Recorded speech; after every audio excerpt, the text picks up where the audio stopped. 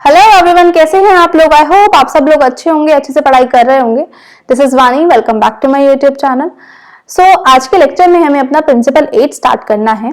अभी तक मैं प्रिंसिपल 7 तक पूरा कंप्लीट कर चुकी हूँ। जिसने भी वो सीरीज नहीं देखी है जाकर वो मेरे यूट्यूब चैनल पर सर्च कर सकता है। प्लेलिस्ट का जो लिंक है वो मैं नीचे डिस्क्रिप्शन बॉक्स में डाल दूंगी। आज हमें प्रिंसिपल 8 स्टार्ट करना है। प्रिंसिपल 8 क्या बोलता है? A country standard of living depend on its ability to produce goods and services. क्या है इसका मतलब? कंट्री का जो स्टैंडर्ड ऑफ लिविंग है वो किस पर डिपेंड करता है? कंट्री की प्रोडक्शन पर डिपेंड करता है, गुड्स एंड सर्विसेज के प्रोडक्शन पर। इसको हम पूरा डिटेलिंग में समझते हैं। इससे पहले, इस प्रिंसिपल को पढ़ने से पहले हमें एक टर्म समझना होगा, एक टर्म का मीनिंग, दैट इज प्रोडक्टिविटी। कि प्रोडक्टिविटी क्या होता है? The most important living standard is productivity. जो हमारा लिविंग स्टैंडर्ड है, किसी भी कंट्री का जो लिविंग स्टैंडर्ड है वो किस पर डिपेंड करता है? उस कंट्री की प्रोडक्टिविटी पर डिपेंड करता है। अब प्रोडक्टिविटी मतलब क्या होता है? Productivity means the quantity of goods and services produce from each unit of a labour input. Means कि एक यूनिट ऑफ लेबर, एक लेबर कितना quantity of goods and services को प्रोड्यूस कर रही है। यहाँ पर 1% की बात हो रही है। मींस एक लेबर कितना गुड्स एंड सर्विसेज को प्रोड्यूस कर रही है, उसको ही हमने क्या बोला है? प्रोडक्टिविटी। उसी चीज को हम क्या बोलते हैं? प्रोडक्टिविटी। दैट मीन्स कि अगर एक लेबर 100 यूनिट्स बनाती है किसी भी गुड्स के, तो वो क्या है? उस लेबर की प्रोडक्टिविटी है। समझ आया? वो प्रोडक्टिविटी मतलब क्या होता है? वो quantity of goods and services जो प्रोड्यूस करती है ईच यूनिट ऑफ लेबर, कि एक लेबर कितना गुड्स एंड सर्विसेज को प्रोड्यूस करती है, तो वही प्रोडक्टिविटी है। अब ये पॉइंट यहीं पर आता है कि जो कंट्री का स्टैंडर्ड ऑफ लिविंग है वो किस पर डिपेंड करता है? Ability to produce goods and services. मतलब ये जो ability to produce goods and services लिखा है, ये इसका मतलब क्या है? पूरा प्रोडक्टिविटी। जो कंट्री का स्टैंडर्ड ऑफ लिविंग है वो किस पर डिपेंड करता है? कंट्री की प्रोडक्टिविटी पर डिपेंड करता है। अगर कंट्री की प्रोडक्टिविटी ज्यादा है तो मतलब उस कंट्री का स्टैंडर्ड ऑफ लिविंग अच्छा है। अगर कंट्री की प्रोडक्टिविटी कम है तो उस कंट्री का स्टैंडर्ड ऑफ लिविंग बेकार है। इस प्रोडक्टिविटी को मींस को हम और अच्छे समझते हैं एग्जांपल के थ्रू। अब यहाँ पे मैंने एक एग्जांपल दिया हुआ है। इस एग्जांपल में दो फैमिलीज है, एक है गुप्ता फैमिली और एक है शर्मा फैमिली। गुप्ता फैमिली में जो उनकी अर्निंग है, टोटल इनकम जो आती है उनकी, वो कितनी आती है? 1 लाख रुपीज। और जो शर्मा फैमिली की टोटल इनकम आती है 2 लाख रुपीज। दोनों की अपनी अपनी इनकम है। अब अगर मैं बात करूं कि कौन सी फैमिली की इनकम ज्यादा है, तो हम बोलेंगे शर्मा फैमिली की इनकम ज्यादा है। तो दैट मीन्स कि शर्मा फैमिली की जो लिविंग स्टैंडर्ड होगा वो बहुत अच्छा होगा as compare to Gupta family. लेकिन पॉइंट यहां पर ये आता है कि जो गुप्ता फैमिली है उसमें सिर्फ 2 ही पर्सन है, 2 ही पर्सन की इनकम 1 लाख रुपए। तो मतलब यहां पर, और शर्मा फैमिली में 10 लोग हैं और 10 लोगों की इनकम कितनी है? 2 लाख रुपीज। तो अब बताओ, यहां पर प्रोडक्टिविटी वर्ड आता है। प्रोडक्टिविटी किस फैमिली की अच्छी होगी? मतलब यहां पे 2 पर्सन की इनकम है 1 लाख रुपए, और जो शर्मा फैमिली थी, यहां पे 10 लोगों की इनकम है 2 लाख रुपए। तो स्टैंडर्ड ऑफ लिविंग किसका अच्छा होगा? तो यहां पर हम पहले प्रोडक्टिविटी निकालेंगे। प्रोडक्टिविटी मतलब कि पर यूनिट ऑफ, मतलब पर पर्सन कितना अर्न करता है। तो यहाँ पर 1 पर्सन की इनकम कितनी हुई? अगर हम 1 लाख को डिवाइड करेंगे 2 से, तो मतलब यहाँ पे 1 पर्सन की इनकम होगी 50,000 रुपए। 1 पर्सन 50,000 रुपए कमाता है।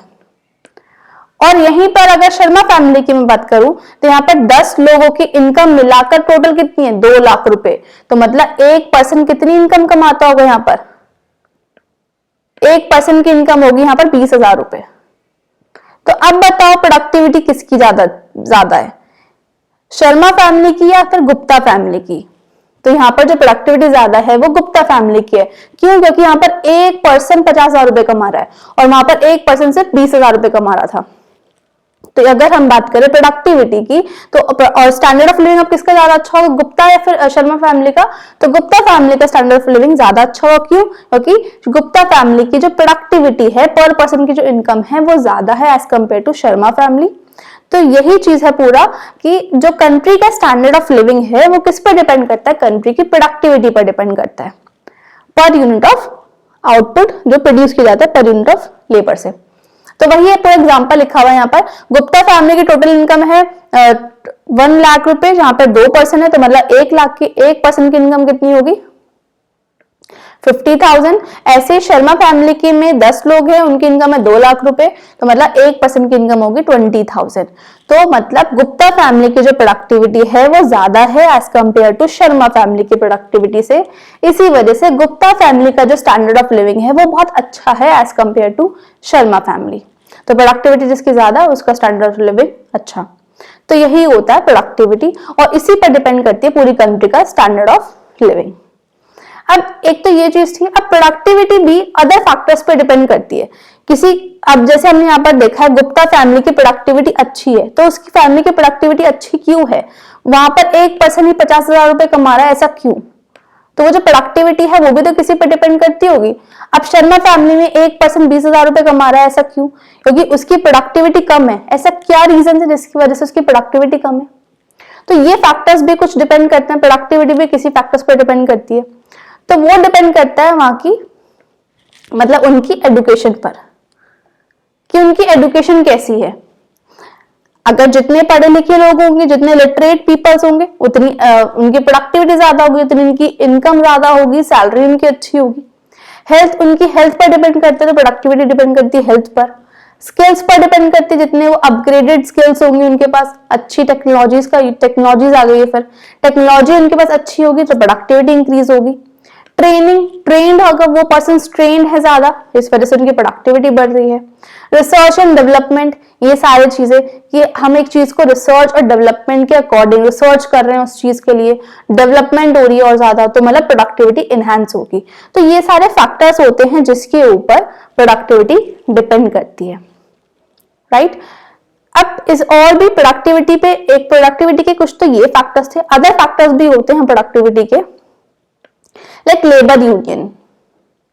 लेबर यूनियन जो अपना लेबर्स होती हैं वो एक अपना यूनियन बनाती है, मींस बहुत सारी लेबर्स मिलकर एक उन्होंने पूरा अपना ग्रुप बनाया है, और वो जो लेबर यूनियन है वो आपस में एक दूसरे की हेल्प करती हैं। मतलब अगर किसी भी लेबर को कोई भी प्रॉब्लम है तो इकट्ठे होकर एक साथ उस चीज के लिए स्ट्राइक करेंगे, उस चीज के लिए आवाज उठाएंगे, तो वो सब मिलाकर एक लेबर यूनियन बनाते हैं।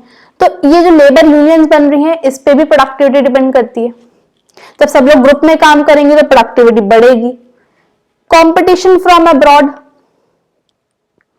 जब कंपटीशन इंक्रीज होगा अब्रॉड, मतलब हमें कंपटीशन मिल रहा है बाहर की कंट्री से भी, तो भी हम अपनी प्रोडक्ट्स को बनाने में और ज्यादा रिसर्च एंड डेवलपमेंट करेंगे और ज्यादा अपने प्रोडक्ट्स को बनाने में और ज्यादा फोकस करेंगे। अब हमें पता है कि बाहर से तो अगर पूरी मार्केट में सिर्फ एक की शॉप है, एक की मोनोपोली चल रही है, तो वो अपने अकॉर्डिंग काम कर रहा है। अगर वो इजी गोइंग चल रहा है कि ठीक है मेरा जो बन रहा है ठीक है, अदरवाइज कोई प्रॉब्लम नहीं, कॉम्पिटिशन तो मेरे पास कुछ है नहीं, बाहर की कोई कंट्री यहाँ पर सामान बेचेगी ही नहीं, तो उसकी प्रोडक्टिविटी एक तरीके से क्या हो जाएगी, कम हो जाएगी। लेकिन अगर उसको पता है कंपटीशन मुझे बाहर से बहुत अच्छा खासा मिल रहा है, तो वो भी अपनी प्रोडक्टिविटी को इनहेंस करेगा।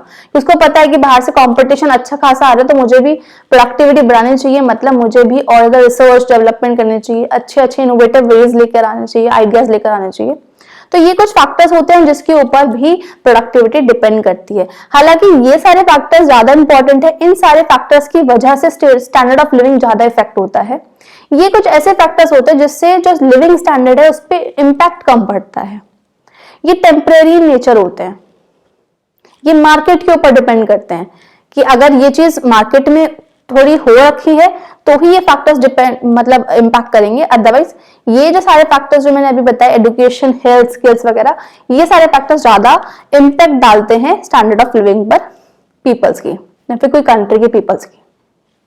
क्लियर है? तो प्रोडक्टिविटी हमने देखा, प्रोडक्टिविटी किन फैक्टर्स पर डिपेंड करती है।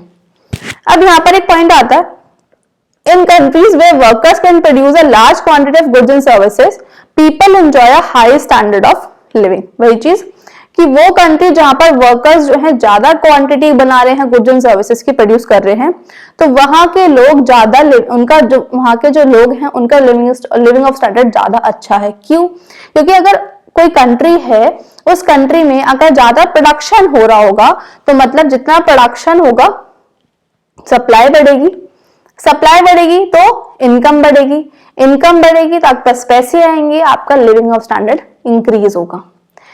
इसी तरीके से इन नेशन में वर्कर आर लेस प्रोडक्टिव, ऐसी नेशन, ऐसी कंट्री जहां पर वर्कर्स जो है लेस प्रोडक्टिव हैं, पर यूनिट ऑफ आउटपुट कम बनाते हैं, तो उस एरिया के जो पीपल हैं वो सफर करेंगे। Most people suffer very less existence, मतलब उनका वर्ल्ड में एग्जिस्टेंस ही नहीं दिखेगा। कि मतलब ऐसी नेशन जहां पर पीपल लेस प्रोडक्टिव हैं, प्रोडक्शन कम होता है, production come, goods and services नहीं होंगे, सप्लाई नहीं होगी, फर्दर आपकी इनकम जनरेट नहीं होगी, एम्प्लॉयमेंट भी तो तभी इंक्रीज होगा जब प्रोडक्शन होगा गुड्स एंड सर्विसेज का। तो एक तरीके से क्या हो रहा है, इनकम नहीं है तो लिविंग स्टैंडर्ड कम हो जाएगा, मतलब पीपल जो है वहां के एग्जिस्टेंस ही नहीं दिखेगी, वहां पर पता ही नहीं चलेगा पूरे वर्ल्ड में कि यहाँ पर भी कोई लोग रहते हैं, क्योंकि ये चीज हो जाएगी, जीडीपी नहीं बढ़ेगी वहां उस कंट्री की। तो ये बहुत बड़ा फैक्टर होता है, मेन फैक्टर है कंट्री की ग्रोथ का, वो है प्रोडक्टिविटी। कंट्री के लोगों का जो लिविंग ऑफ स्टैंडर्ड डिपेंड करता है वो कंट्री की प्रोडक्टिविटी पर डिपेंड करता है। Average income per capita income in rich countries is more than 10 time average income in poor countries।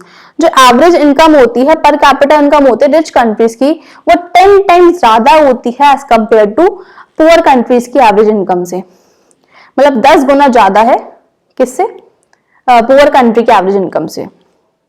ये किस पे डिपेंड करे उनकी एवरेज इनकम, उनकी प्रोडक्टिविटी पर, क्योंकि वहां की प्रोडक्टिविटी ज्यादा है, वहां पर प्रोडक्शन जो है, एबिलिटी जो है produce of goods and services का वो ज्यादा है as compare to poor countries. और अगर हमें अपनी कंट्री का पॉलिसी, मतलब अगर हमें अपनी कंट्री का लिविंग स्टैंडर्ड को बढ़ाना है तो हमें ये इंश्योर करना है कि हमें अपनी कंट्री की प्रोडक्टिविटी को एनहांस करना है। तो यहीं पर ये लिखा हुआ है, to boost living standard policy makers need to raise productivity by ensuring that workers are well educated.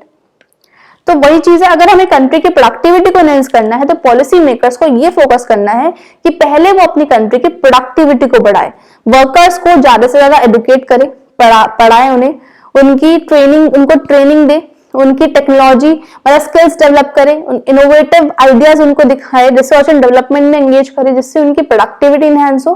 Productivity बढ़ेगी तभी जाकर उनका लिविंग स्टैंडर्ड बढ़ पाएगा।